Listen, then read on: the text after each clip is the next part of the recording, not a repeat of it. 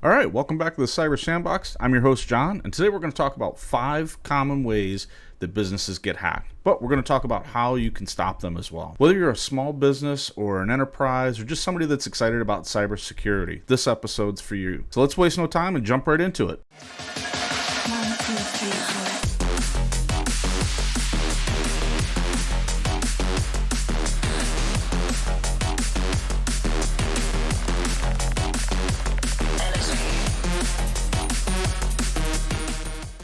All right, first up, we're going to talk about phishing attacks. Users are constantly falling prey to phishing attacks. So phishing attacks are emails, they're text messages. When they're in text, they're called smishing. Sometimes phone calls, which we refer to as vishing attacks, try to trick people into clicking on bad links or giving away their passwords. So imagine an email that comes in from your boss asking for urgent help, but it's actually a bad actor trying to steal your information. One of the most famous examples is the Sony Pictures hack, which started with just a phishing email. For those of you who don't know about this hack, back in 2011, Sony was targeted with a phishing attack that compromised employees' credentials. Once they had this, they developed malware, they stole some data, they were able to get names, salary info, social security numbers, but more importantly, they were able to get unreleased movies. So these hackers at the time, they were known as the GOP or the Guardians of Peace. They demanded $35 million in ransom, and the odd thing was that they also asked for the release of the movie The Interview to be stopped. This actually depicted the attempted assassination of a famous North Korean leader, so you can probably guess where the hack may have came from. So how do you protect yourself from this? Well, first of all, we train our teams to spot suspicious looking emails. Is it coming from someone that you've worked with before? Is it coming from an unknown address? Does it have links in it? Does it have attachments? We should be paying attention to these things as end users.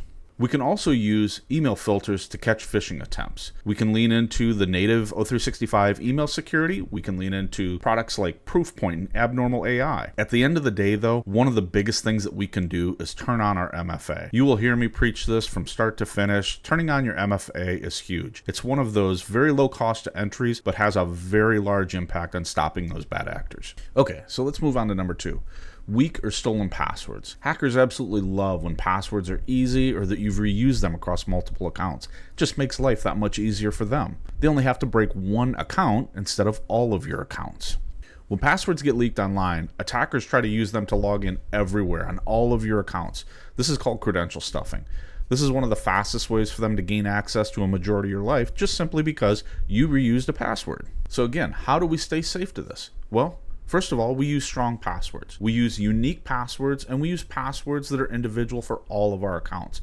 Don't reuse your passwords. You can also use a password manager, things like Bitwarden or 1Password or LastPass. These are all great examples of products that can be used in your personal life and in your business world as well. And last but not least, whenever you get a chance to turn on that MFA, make sure that you turn it on. It should always be on, whether it's in the business world or in your personal life. All right, up next, let's talk about unpatched software and systems. Software updates often have security fixes in them. If you don't update your software and you don't update your operating systems, hackers can take advantage of those unpatched security holes to gain access to your environment. Let's just use a basic website as an example. So a bad actor scans your site and they can see what type of software that is actually serving up those requests. They'll see things like, is it running Apache? Is it running Nginx or Microsoft IIS? Once they know that, then they can focus their attacks on the outdated pieces of software to gain access to your site. From there, they control the content and the redirection of all of your web pages. This is why it's critical to keep those applications updated and patched properly. So what can we do to avoid this? Well, we can turn on automatic updates. We can also create a patch schedule for all of your devices. Don't forget about things like your network gear, your routers, and your printers.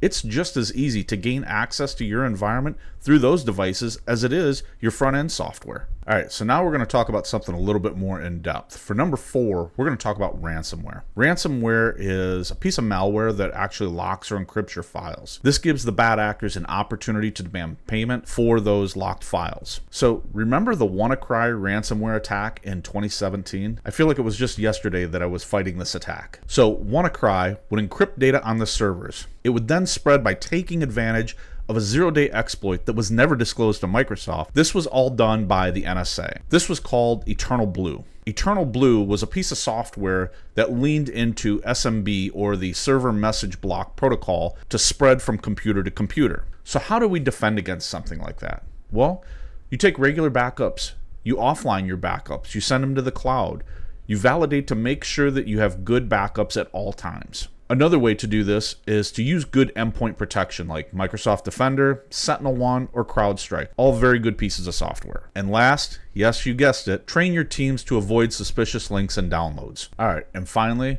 one of the biggest threats that I see to many companies, especially those small to medium business companies, is insider threat. Sometimes your risk doesn't have to come from outside the company, but it's actually inside your company. Whether it's accidental or intentional, this risk is very, very real.